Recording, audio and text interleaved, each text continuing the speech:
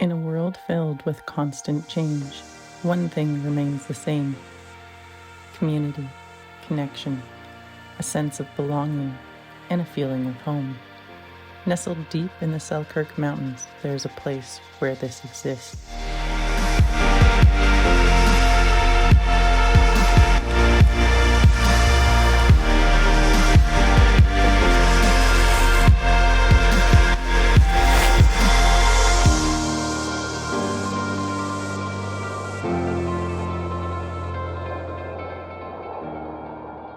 For 50 years, Selkirk Snowcat Skiing has been cultivating these connections on Meadow Mountain. Founded in 1975 by Allan and Brenda Drury, a movement was born with the world's first cat skiing operation. They had been dreaming of this ever since Allan went for a ride on the back of a snowcat in a lawn chair down in Sun Valley to go have a glass of wine and a view. He said, "This is nuts. We should be skiing down." Allan Drury was looking for a place to call his backcountry paradise. They were out standing on the Duncan Dam and he looked up at Meadow Mountain. He said, "That's it. That's got to be it." In 1975, they began operations with one snowcat making the trip from the farmhouse in the valley, skiing mostly in Middle Bowl and Rolling Thunder. In 1986, they built the lodge and added a second cat, allowing longer ski days, and started exploring the back bowls. Being the first cat ski tenure, Brenda and Allan kind of had their pick of where they wanted to build this cat ski operation, and they managed to pick a spot where they had access to tree skiing, tree line, alpine, bowls, chutes, everything. The tenure's 100% skiable, which is unique in our industry. You know, from the lodge, you're looking at a half hour and you're on top of your first ski run. Great alpine skiing, you've got incredible tree skiing. They have it all at Selkirk. It's just an incredible ski experience.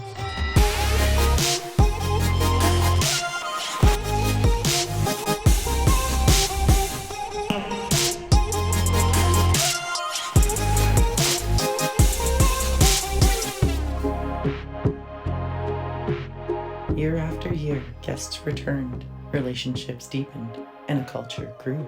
Obviously, it was all built around skiing. Allan was a phenomenal skier and a visionary, and he brought skiers out. And when those skiers saw what was there, they realized that, you know, this is something I don't want to lose. This is not just a week of skiing, this is a week of magic, and it's all about the people you're hanging out with. It was a culture like I've never been involved in before. It's full of warmth and grace and honesty and welcoming, and you just come as you are to Selkirk.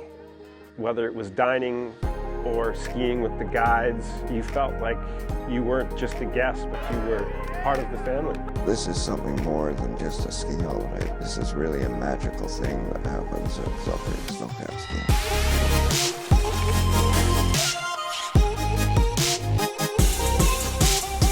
Over time, the Drury's idea took hold and was adopted by others, spreading across British Columbia as an entire industry was created. Having been in operation for 50 years, Selkirk has proven that mechanized skiing can be a reliable and sustainable industry for regions of our province that have historically struggled with the boom and bust nature of the resource extraction economy. I consider the West Kootenays to be the epicenter of snowcat skiing. So the economic impact of hundreds of skiers literally every week coming up and skiing in these lodges, supporting local economies, there's local jobs. And then they come back to town and they go to restaurants and bars, they spend money in the ski shops. Very few communities really blossom as much as the Kootenays do in the winter. Somebody had that original vision, and it was here. In 2013, Paul and Megan Osak purchased the business, and a new chapter began. When we bought Selkirk, we knew it had great bones, and we had big plans to grow the business. Very quickly, we realized there was something special about the culture and the unique relationship between the staff and the guests. So we hit the pause button, fixed the broken bits, and concentrated on the culture that makes this such a magical place. So we're driving up from Nelson, we stop in Caslow, we're gonna get a coffee, go and introduce ourselves to the coffee shop owner as, hey, we're the new owners of Selkirk Wilderness. And he kind of looks at us and goes, well, congratulations. You're now the largest employer between Caslow and Revelstoke. And that kind of gave us pause. So that was kind of a pivotal moment before we even walked in the door, that was a huge responsibility, and that informed everything we've done. Part of the legacy is supporting local. Some of our housekeepers provide our vegetables that we have. They grow in the summer season and work at Selkirk in the winter season. It gives them a chance to be able to thrive in all seasons. And we use Eric's Meat Market in Caslow. Right off the bat, Allan and Brenda Drury started working with Andy, who was the owner of Eric's at the time. And that was, 40, 50 years ago. They do choose to support local, and we're super grateful for that, and it's been a lot of fun working with them. Megan and I are big believers in giving back. We work with Selkirk College, local school groups, and host a guiding course to inspire the next generation of backcountry professionals. Atlas was the biggest reason why I got into guiding in the first place. I wouldn't even be where I am today without being part of that program, and it completely changed my life. I'm grateful every day that I had the opportunity to be part of Atlas. I began my guiding journey here at Selkirk. In 2018, I came up here for my Level 1 CSGA ski guide course and exam. The course happened to be here at Selkirk Snowcat Skiing. Had an amazing week, had my mind blown. This is skiing heaven. Being here for the course, seeing the terrain, I just knew I wanted to come back to this place. 9 years later, here we are. Still doing it, still skiing paradise. When I was a kid, I always dreamt of finding an incredible winter playground. And the minute I got here, I knew I'd found it. I think it affords everyone the opportunity to live where they love and be able to sustain themselves here. Pete Hogarth was a longtime family friend. It was his first time, and a bunch of his buddies were coming up. And in between booking and arriving, which was a year later, he'd been diagnosed with brain cancer. And by the time he got to the lodge, he was quite ill. He couldn't ski, couldn't walk, but wanted one last day of skiing. It was a dying man's last wish. And I remember the raw emotion of that day. It's indescribable. Helping Pete achieve one of his dying wishes was one of the proudest moments of my career. Pete was just wailing his head off. He was so excited about it. You could hardly see in it because, let me tell you, a sit skier gets the best face shots. At the bottom of that run, it was unbelievable. I mean, Pete was crying. His brothers were crying, Osak was crying, but I couldn't help it by that point. So in honor of Pete, we named the run Bucket List. And every time I get up on a bucket list with a cat group, I get to tell the story. And when I finish the story, I remind people how lucky we are to be able to be in the mountains, sharing a moment with our friends, our family.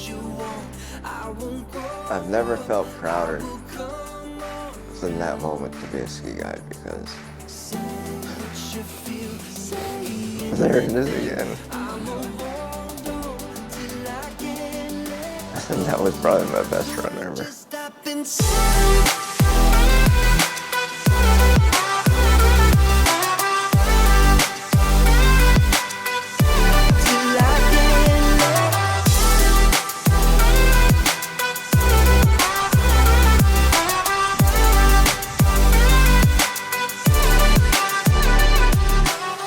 This place is so much more than just what its stamp has left here, not just in the industry, because it affects every single person that comes here for their life. Right, so that's more than 50 years. That's a lot greater than a 50-year chunk. Any time that somebody has a week up here or a couple of days up here, that's a lifelong influence. Believe it or not, the most amazing skiing I've ever had in my life is the least of the reasons I keep coming back. The friendships are the biggest part. So it's the people that we ski with, that we bond with, that we get to connect with again. It doesn't feel like you're at work. It feels like you're going to your other home and hanging out with your just sort of bigger extended family. You walk away from this trip feeling like your life is affirmed. The people, it's just so fun. A feeling of community and belonging and just the laughter. It's one of the best weeks of the whole year. I think it's the happiest place on earth. If you had the power to take a little sprinkle of that energy and just kind of spread it around elsewhere, this world would be an amazing place. I think that's one of my favorite things about Selkirk Snowcat Skiing. Yeah, I feel like my life wouldn't be complete without coming here. Oh, and also, I've had the very best ski days of my entire life here.